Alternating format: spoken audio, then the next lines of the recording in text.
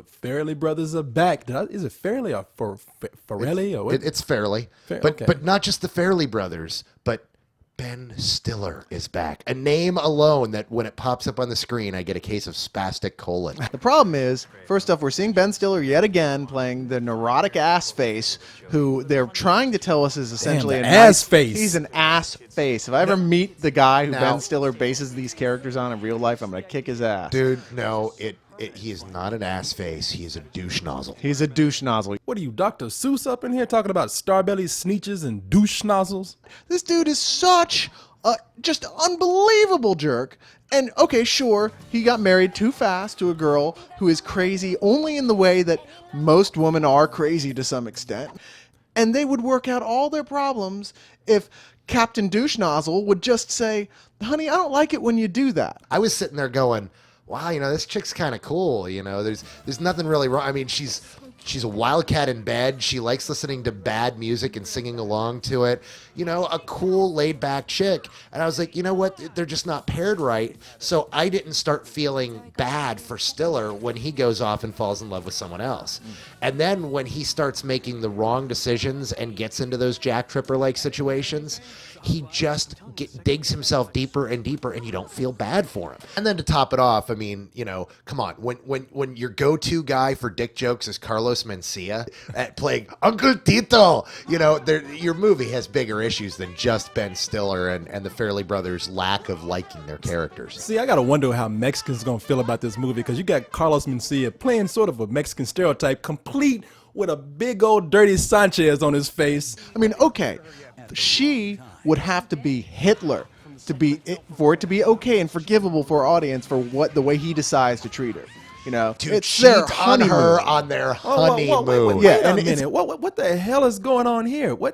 Number one, he never cheated on her. He got married too early, made a mistake, and he found somebody else that he liked, and he was going to divorce his wife before he did anything. For a movie, that's not too crazy. But even if it is, two, this is a very broad comedy. You two realize that, right? I mean, this is not meant to reflect real people or even real life. And three, I don't know what kind of girlfriends y'all have had, but this chick is not cool. This bitch is crazy. Let's just say that somebody like this did exist in real life. No one would take this kind of crazy behavior, whether it be from a man or from a woman. You think Ben Stiller's a jerk? You're going to think I'm Satan or the devil, because that bitch, I would put her out the car on the way to the honeymoon. She wouldn't even got there. Stupid Mexican ozone. No, the Mexican ozone isn't stupid, Lila. You just needed to wear some sunscreen. I was trying to get a tan. No, you were trying to get savage. Whose side are you on, Eddie? What? What sides are there? Mine or the ozones? Choose one. See, I actually think that there is a bigger problem in this movie that you're overlooking, and that is how they portray Mexicans. I mean, every Mexican in this movie is either a stereotype, drunk, or crazy, or all of the above, which is sad because I actually did find the movie funny, even though I think in a lot of parts they were trying too hard to be raunchy. No. I don't know what happened to you that you were taking this guy, Ben Stiller's character in the movie, so personal, but it's not that bad. No, because we're supposed to be endeared to him, and we can't be. He won't let us because he's being a f***ing dick. And it doesn't matter that if he has an intention of cheating or not. The point is, he just at the first sign of trouble literally just gives up, throws his hands in the air, and says, "I'm going to start looking for the next Does one." Ben Stiller owe y'all money or something? Listen, I will just say this. The movie's based on an older film. I don't know when it came out. I can't remember. But it's pretty much the same story. Granted, they didn't go to the nasty levels that they did, like they did in this movie. I'm sure they didn't have an exploding cooch. See, now that's the thing. There's some things that we just don't need to see in this movie. There's a scene where it looks like a damn troll dog crawled up between a girl's legs. They say certain words too many times. I mean, I know we're nasty guys. I want to crush your pussy.